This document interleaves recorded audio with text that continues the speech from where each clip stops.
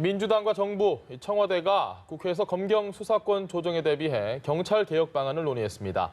국가수사본부를 신설하고 정보경찰에 대한 통제권을 강화하는 경찰 개혁안을 마련했습니다. 네, 자세한 내용 국회 취재기자 연결해서 들어보겠습니다. 한지혜 기자. 네, 당정청이 국회에서 협의회를 열고 검경 수사권 조정과 관련해 경찰 권력 비대화를 막기 위한 경찰 개혁안을 논의했는데요. 조국 민정수석은 과거 정부와 같은 정보경찰들의 불법 행위가 항구적으로 발생하지 않도록 법을 바꿔야 한다며 수사권 조정에 강한 의지를 드러냈습니다. 이를 위해 당정청은 사건에 부당하게 관여하는 것을 막기 위해 경찰청장으로부터 독립된 별도의 국가수사본부를 설치해 행정수사경찰을 분리하기로 했습니다. 행정경찰인 경찰청장이 수사경찰 업무를 총괄하는 국가수사본부장에 대해 구체적 지휘를 원칙적으로 할 수 없도록 구분한 겁니다. 또 최근 정치 개입 논란이 벌어진 정보경찰의 활동 범위도 법에 명시해 외부 통제를 강화하기로 했고요. 경찰대 고위직 독점을 해소하기 위해 신입생 선발 인원을 100명에서 50명으로 줄이고 편입학을 허용하기로 했습니다. 민주당 원내대표단과 당 사개특위 위원들은 조금 전 연석회의를 열고 오늘 논의된 내용을 공유하고 있는데요. 민주당은 경찰개혁 법안을 빠른 시일 안에 국회에서 논의하기로 의견을 모으고 필요할 경우 추가 법안을 제출하기로 했습니다. 네, 그리고 국회 정상화를 위해서 여야 3당 원내대표들이 오늘 밤에 호프 회동을 갖는다고요.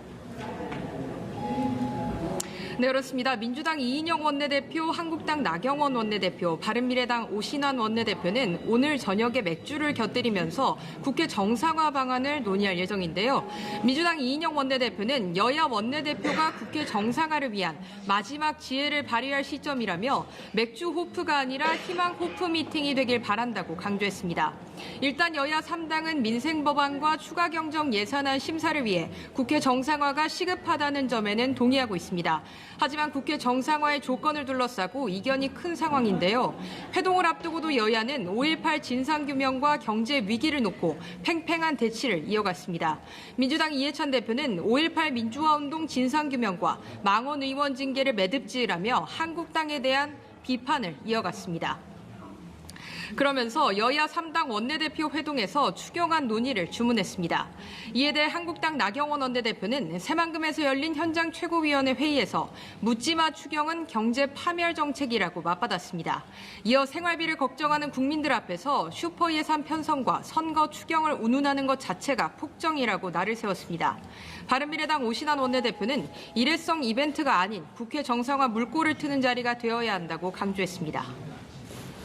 네, 바른미래당 상황도 좀 더 알아보겠습니다. 퇴진 요구를 받고 있는 손학규 대표가 당 요직의 측근 의원들의 임명을 강행하면서 또 내용이 빚어지고 있다고요. 네, 그렇습니다. 이 바른미래당 손학규 대표가 당 안팎으로 사퇴 요구를 받고 있는데 이 측근들을 또 당 요직에 임명을 하면서 바른정당계 최고위원들과 다시 정면 충돌한 모양새입니다. 손 대표는 정책위의장과 사무총장, 수석대변인에 각각 최입에 임재훈, 최도자 의원을 임명했는데요. 바른미래당 최고위원들은 날치기 통과라며 당원 당규 위반이라고 맞섰습니다. 오신환 원내대표는 당직 임명을 강행한 것은 당원 당규를 무시하고 당을 혼자서 운영하겠다는 것이라고 강하게 반발했고 바른정당계 지상욱, 이준석 의원 등은 당을 독선적으로 운영하고 당내 민주주의를 농단하는 손학규 대표는 당장 사퇴하라고 촉구했습니다. 이어 바른정당계 하태경, 이준석, 권은희 의원은 임명 철회권 등을 담은 최고위원회의 소집 요청서를 제출했습니다. 하태경 의원은 손학규 대표가 안건들을 무시해서는 안 된다면서 최고위원회의를 열지 않을 경우 또 다른 자구책을 강구하겠다고 강조했습니다. 지금까지 국회에서 연합뉴스TV 한지입니다.